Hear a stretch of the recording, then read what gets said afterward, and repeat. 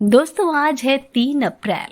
आज ही के दिन 1939 में मध्य प्रदेश के मंदसौर जिले के भानपुरा गांव में जन्म हुआ एक महान लेखिका मन्नू भंडारी का, जिनका बचपन का नाम था महेंद्र कुमारी, लेकिन लेखन के लिए उन्होंने मन्नू नाम का चुनाव किया।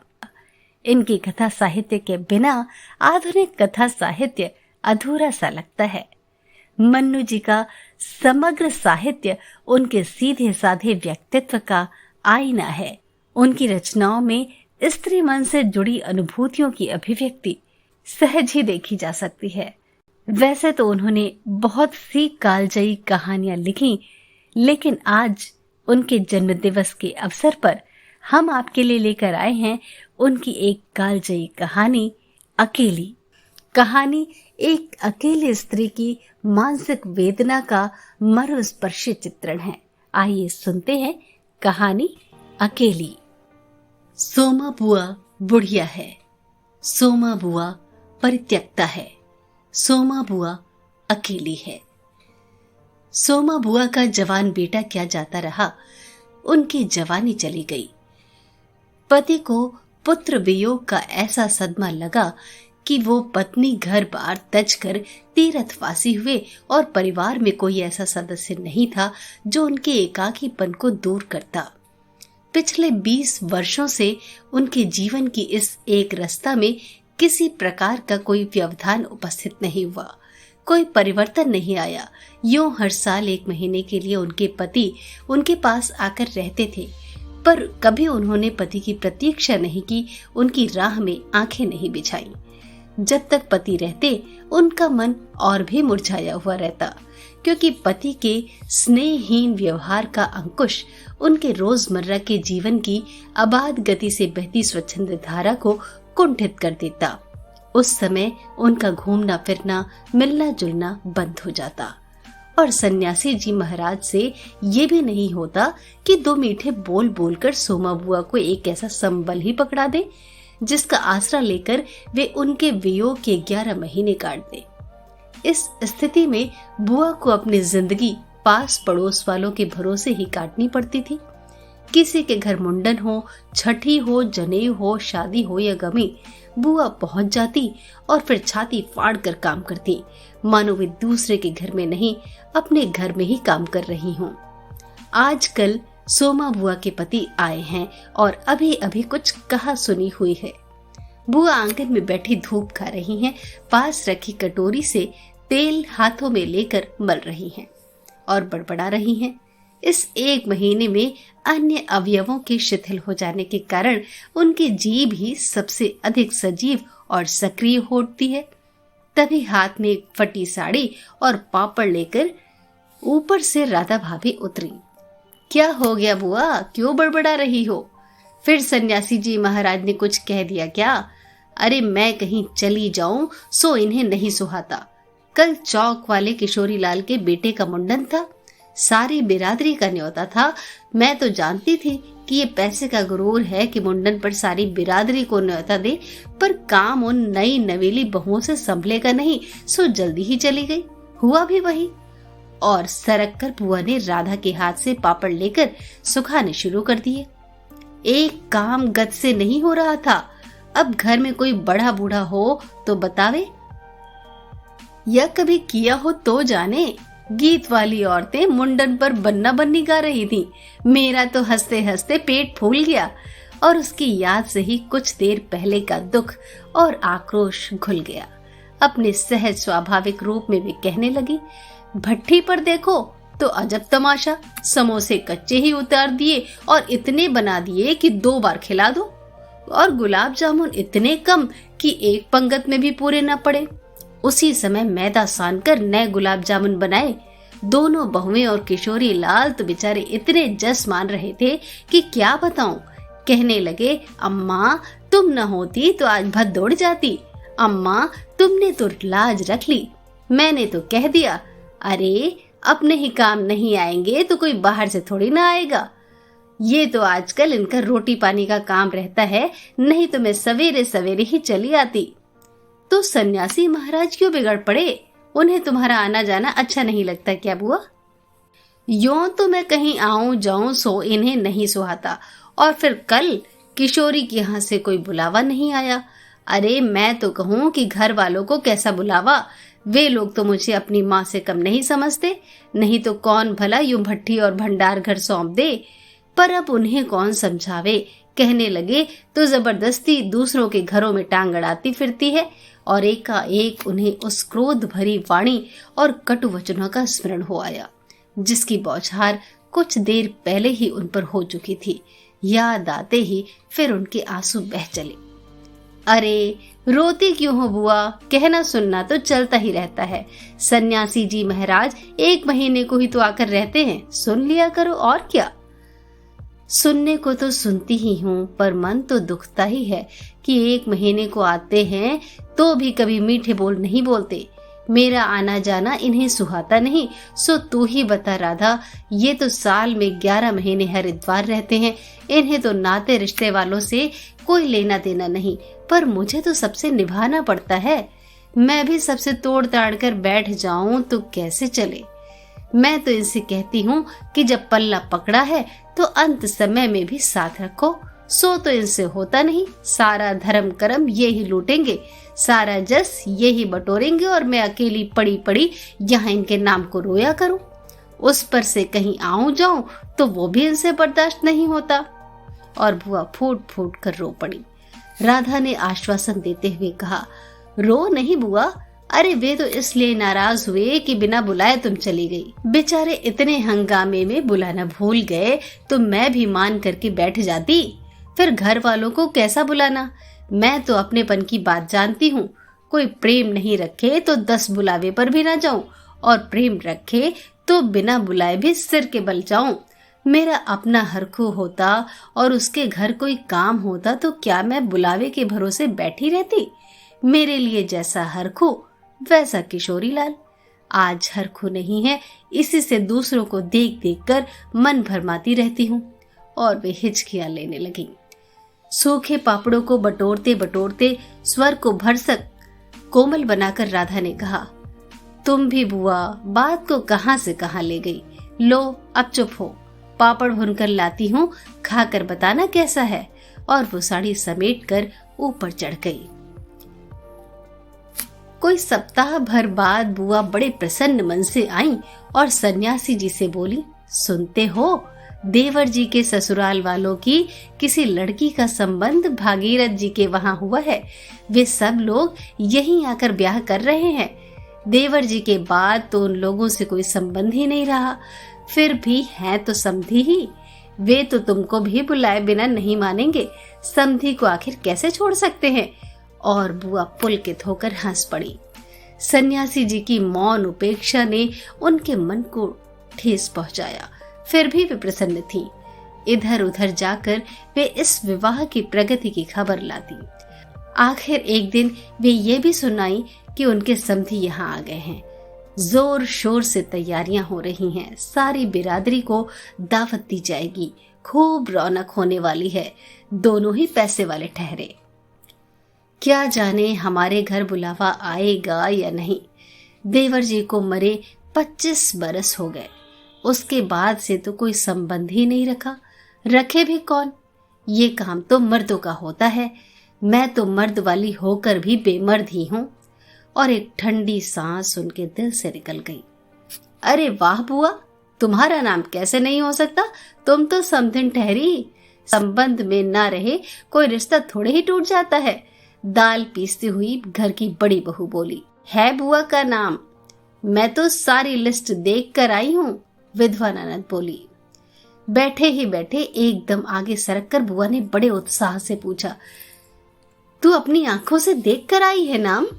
नाम तो होना ही चाहिए, पर मैंने सोचा कि क्या जाने आजकल की फैशन में पुराने संबंधियों को बुलाना हो ना हो। और बुआ बिना 2 पल भी रुके वहां से चल पड़ी।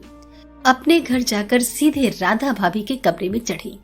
क्यों रे राधा, तू तो जानती है कि नए फैशन में लड़की को शादी में क्या दिया जावे है। समधियों का मामला ठहरा, सो भी पैसे वाले।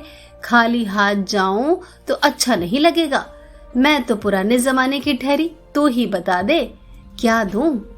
अब कुछ बनने का समय तो रहा नहीं, 2 दिन बाकी है, सो कुछ बना बनाया ही खरीद लाना। क्या देना चाहती हो अम्मा? जेवर, कपड़ा या श्रृंगारदान या और कोई चांदी की चीजें? मैं तो कुछ भी न समझो री, जो कुछ पास है तुझे लाकर दे देती हूँ, जो तू ठीक समझे ले आना, बस भद्द नहीं उड़नी चाहिए। अच्छा देखो पहले कि कितने रुपए हैं। और वे डगमगाते कदमों से नीचे आई। 2-3 कपड़ों की गठरियां हटाकर एक छोटा सा बॉक्स निकाला, बड़े जतन से उसे खोला। उसमें 7 रुपए और कुछ रेजगारी पड़ी थी और एक अंगूठी। बुआ का अनुमान था कि रुपए कुछ ज्यादा होंगे, पर 7 ही रुपए निकले तो सोच में पड़ गई। रई समधियों के घर में इतने से रुपए से तो बिंदी भी न लगेगी। उनकी नजर अंगूठी पर गई। ये उनके मृत पुत्र की एकमात्र निशानी उनके पास रह गई थी। बड़े बड़े आर्थिक संकटों के समय में भी वो अंगूठी का मोह नहीं छोड़ सकी थी। आज भी एक बार उसे उठाते समय उनका दिल धड़क गया। फिर भी उन्होंने 5 रुपए और वो अंगूठी आंचल में बांध लिया, बॉक्स को बंद किया और फिर ऊपर को चली गई। पर इस बार उनके मन का उत्साह कुछ ठंडा पड़ गया था और पैरों की गति शिथिल। राधा के पास जाकर बोली, रुपए तो नहीं निकले बहू, आए भी कहां से? मेरे कौन कमाने वाला बैठा है? उस कोठरी का किराया आता है, उसमें तो 2 समय की रोटी निकल जाती है जैसे तैसे। और वो रो पड़ी। राधा ने कहा, क्या करूं बुआ, आजकल मेरा भी हाथ तंग है, नहीं तो मैं ही दे देती। अरे पर तुम देने के चक्कर में ही क्यों पड़ती हो? आजकल तो लेन देन का रिवाज ही उठ गया है। नहीं रे राधा, समधियों का मामला ठहरा। 25 बरस हो गए तो भी वे नहीं भूले और मैं खाली हाथ जाऊं? नहीं नहीं, इससे तो ना जाना ही अच्छा है। तो जाओ ही मत, चलो छुट्टी हुई। इतने लोगों में किसे पता लगेगा कि आई थी कि नहीं? राधा ने सारी समस्या का सीधा सा हल बताते हुए कहा। बड़ा बुरा मानेंगे, सारे शहर के लोग आएंगे और मैं समधिन होकर नहीं जाऊंगी तो यही समझेंगे कि देवर जी मरे तो संबंध भी तोड़ लिया। नहीं नहीं, तो ये अंगूठी बेच ही दे। और उन्होंने आंचल की गांठ खोलकर एक पुराने जमाने की अंगूठी राधा के हाथ पर रख दी। फिर बड़ी मिन्नत के स्वर में बोली, तू तो बाहर जाती है राधा, इसे बेच देना और जो कुछ ठीक समझो उसे खरीद लेना, बस शोभा रह जाए इतना ख्याल रखना। गली में बुआ ने चूड़ी वाले की आवाज सुनी तो एकाएक उनकी नजर अपने हाथ की भद्दी मटमैली चूड़ियों पर जा टिकी। कल समधियों के यहाँ जाना है, जेवर नहीं तो कम से कम कांच की चूड़ियां तो अच्छी पहन ले।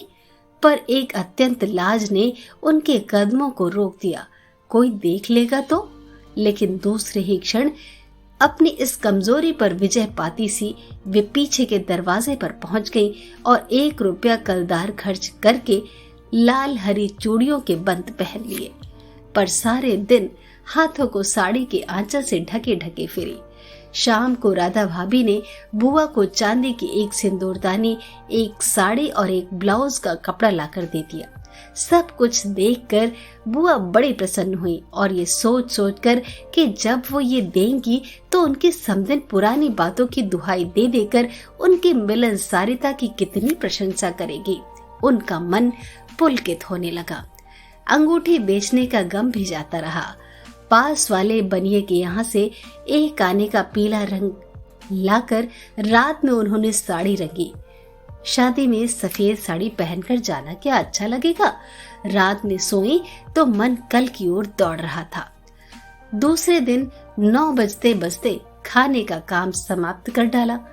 अपनी रंगी हुई साड़ी देखी तो कुछ जची नहीं। फिर ऊपर राधा के पास पहुंची। क्यों राधा, तू तो रंगी साड़ी पहनती है तो बड़ी आब रहती है, चमक रहती है, इसमें तो चमक ही नहीं आई। तुमने कलफ जो नहीं लगाया अम्मा, थोड़ा सा माड़ दे देती तो अच्छा रहता। अभी दे लो, ठीक हो जाएगी। बुलावा कब का है? अरे नए फैशन वालों की मत पूछो, ऐन मौकों पर ही बुलावा आता है। 5 बजे का मुहूर्त है, दिन में कभी भी आ जाएगा। राधा भाभी मन ही मन मुस्कुरा उठी। बुआ ने साड़ी में माड़ लगाकर सुखा दिया। फिर एक नई थाली निकाली। अपनी जवानी के दिनों में बुना हुआ क्रोशिया का एक छोटा सा मेज पोश निकाला। थाली में साड़ी, सिंदूरदानी, एक नारियल और थोड़े से बताशे सजाए। फिर जाकर राधा को दिखाया। सन्यासी महाराज सवेरे से इस आयोजन को देख रहे थे और उन्होंने कल से लेकर आज तक कोई 25 बार चेतावनी दे दी थी कि यदि कोई बुलाने ना आए तो चली मत जाना, नहीं तो ठीक नहीं होगा।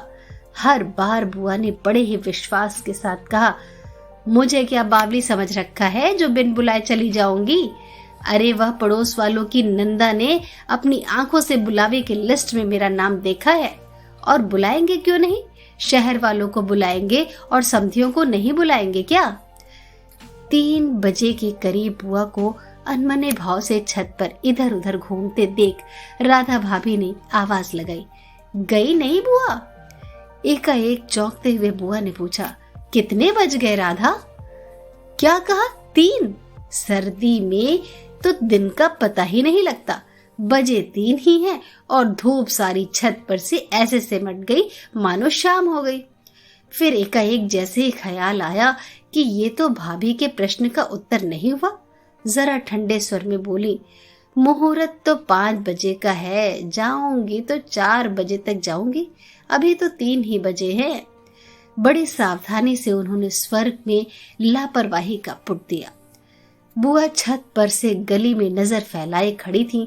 उनके पीछे ही रस्सी पर धोती फैली हुई थी जिसमें कलफ लगा था और अबरक छिड़का हुआ था। अबरक के बिखरे हुए कण रह रहकर धूप में चमक रहे थे, ठीक वैसे ही जैसे किसी को भी गली में घुसता देख बुआ का चेहरा चमक उठता था। 7 बजे के धुंधलके में राधा ने ऊपर से देखा तो छत की दीवार से सटी गली की ओर मुंह किए एक छाया मूर्ति दिखाई दी। उसका मन भर आया। बिना कुछ पूछे इतना ही कहा, बुआ, सर्दी में खड़ी खड़ी यहाँ क्या कर रही हो? आज खाना नहीं बनेगा क्या? 7 तो बज गए। जैसे एकाएक नींद से जागते हुए बुआ ने पूछा, क्या कहा? 7 बज गए? फिर जैसे अपने से ही बोलते हुए पूछा, पर 7 कैसे बज सकते हैं? मुहूर्त तो 5 बजे का था। और फिर एकाएक ही सारी स्थिति को समझते हुए स्वर को भरसक संयत बनाकर बोली, अरे खाने का क्या है, अभी बना लूंगी। 2 जनों का तो खाना है, क्या खाना और क्या पकाना।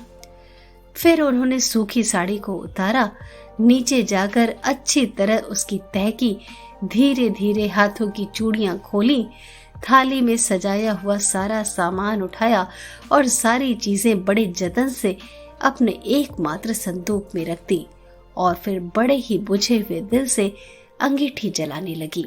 दोस्तों, ये थी मन्नू भंडारी की लिखी कहानी अकेली।